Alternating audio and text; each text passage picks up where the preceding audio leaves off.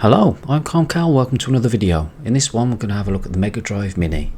Well, it's a mini games console, so it's all about the games really, isn't it? And there's 42 of them. I'm going to show you a list of them and what they're all about, with a bit of gameplay on the side. Ghouls and Ghosts to start. Get ready to pause if you want to read the individual descriptions for the games.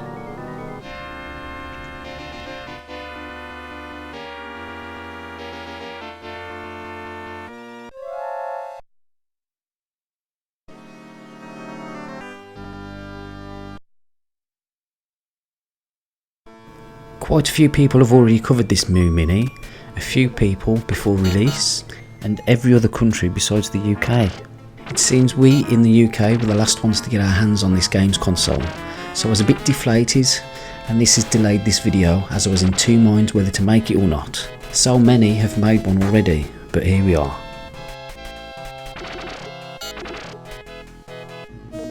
Firstly, let me say Sega have done a great job with this Mini. It doesn't beat the original hardware, but the emulation on this is bang on. There is a slight delay with musical sound effects, but when you're immersed in the game, it's hardly noticeable. The speed and the music will never be 100% with emulation, but you can tell they have worked hard on this to make it the best Mini so far, in my opinion.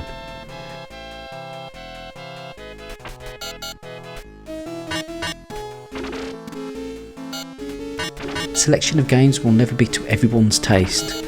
And there's a good mix of games, 42, that's twice as many as the PS1 or the SNES Classic Minis.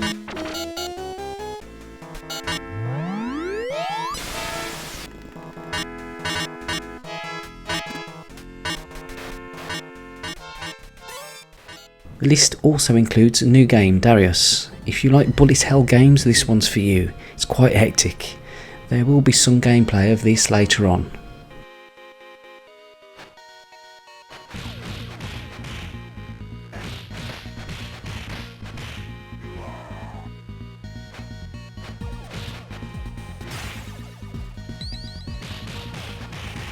The controls are responsive and dual button presses for specials is not a problem. It's just a shame we only have the 3-button controller included instead of the 6-button one. I can understand Sega wanted to keep things close to the original, it's just with the addition of fighting games like Street Fighter 2 that utilise 6 buttons, and having extra buttons to exit games instead of having to hold down the start button for about 5 seconds would have been beneficial.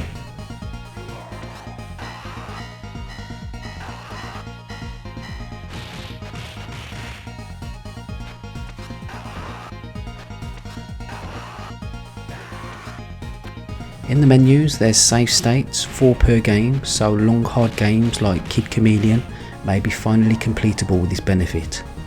You can change the background surrounds or remove them completely, and change screen size. I prefer the original though. You can sort the order of games in the menu, alphabetical, by release date, by genre, or by the number of players. You can also swap between the front cover view or the spines of the box art instead. If you change the languages, it changes the box art and also the games to that region.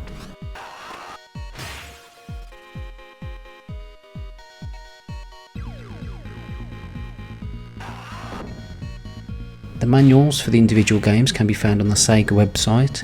These can be viewed individually within the website or as a PDF file, which then also gives you the option to download or print a copy for yourself. Let's see what we get in the box then. 2 3-button controllers with a decent length of the lead. It's approximately 180 centimeters. These controllers are very close to the original. They are quite big however. Here's a compare to a 6-button controller. This model is a Retro Flag Classic USB gamepad, which incidentally doesn't work with this Sega Mini, which is a shame as it works great with a Raspberry Pi, but not with this console. There's a HDMI cable, an instruction manual, and a neatly packaged games console. Oh, and a USB power lead with a decent length again, approximately about 150 centimeters. So let's have a look at the console itself.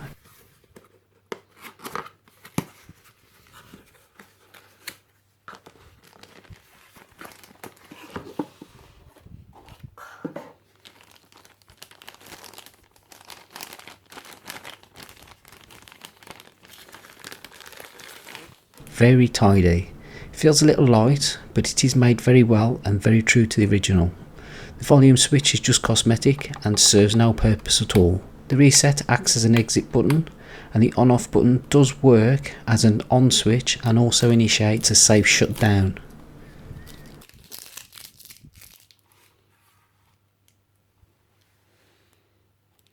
The case is a little bit bigger than the Mega Pi case, and I like the look of them both. The Mega Pi case just edges in front for me for looks though. Just. The new games then. Tetris is sort of a new, amended, old, never released type game. I like Tetris, but this version just has no soul or enjoyment in it. It's sad and disappointing really. Darius, however, is a different story. This does feel like a new game and plays really well. It's hard as nails though, but very well put together. The music's great too. I'll let this play the video out.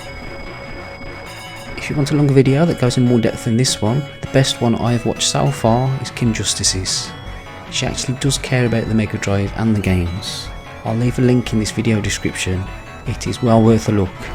She does some good documentary work too, so check out the channel. I'm slowly creeping up to the 100 subscriber mark, so thank you all that stayed with me so far. If you are new to this channel, please consider subscribing.